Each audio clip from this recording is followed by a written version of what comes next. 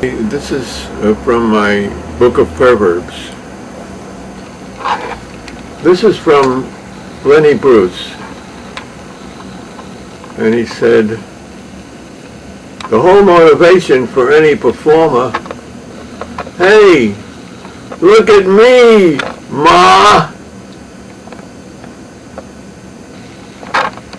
Next.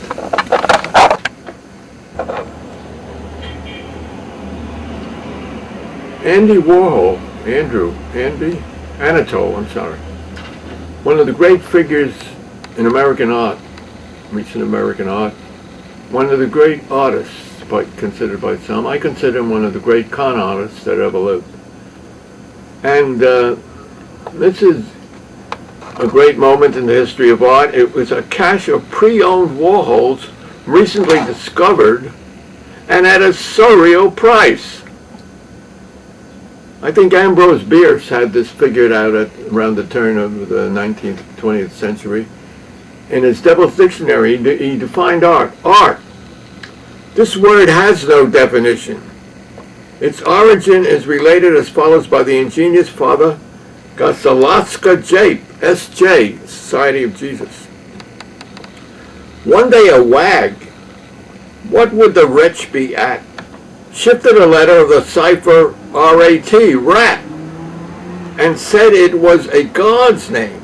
Straight arose fantastic priests and postulants with shows and mysteries and mummeries and hymns and disputations dire that lamed their limbs to serve his temple and maintain the fires, expound the law, manipulate the wires, amaze the populace the rites attend, believe whate'er they cannot comprehend, and inly edified to learn that two half hairs joined so and so, as art can do, have sweeter values and a grace more fit than nature's hairs that never have been split.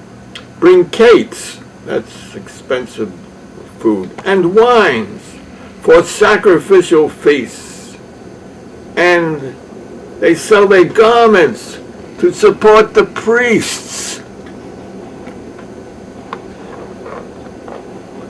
Next. All right, one other thing. Frank Lloyd, not Frank Lloyd Wright, in 1978, had this wonderful remark, it's one sentence. If it sells, it's art. Next. Another from the book of Perverbs. This is a Jewish proverb from Tosefta Sanhedrin, circa 200 AD.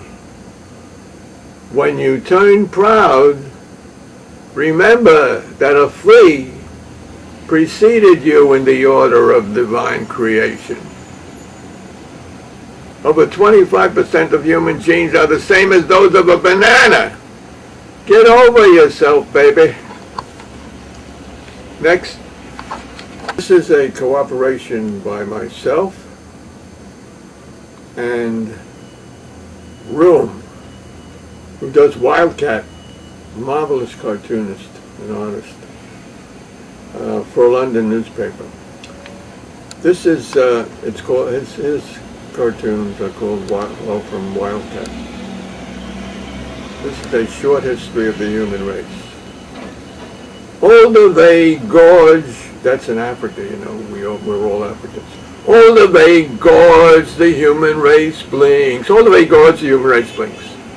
Grease, the human race stinks. I keep thinking it's Thursday.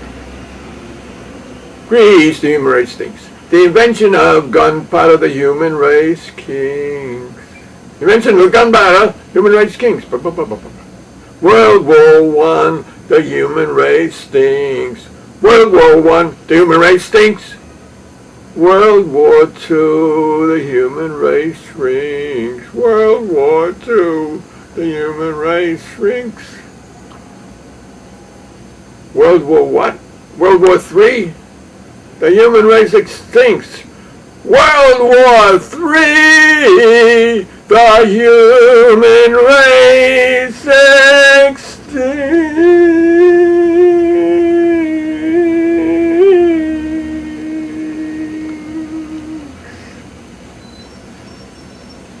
Next. So what does this all add up to in our current election year? Well, I think, how about impeach the president generic? Why should we stop for just this guy? That would destroy democracy? What democracy? It was never intended to be a democracy. Only 10% of the people could vote for the Constitution.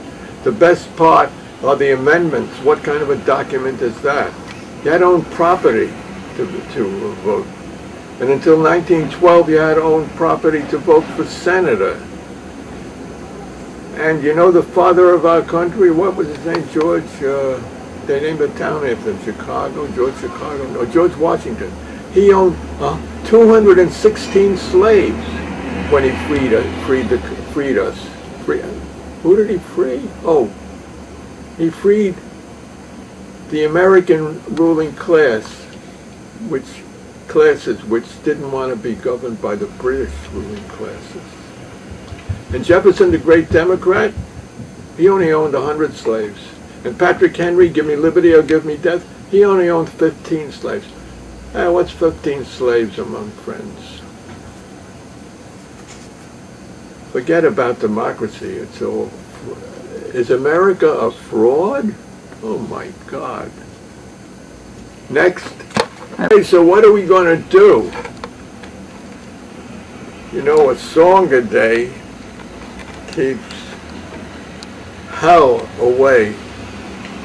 So let's try to play and sing and make love all day.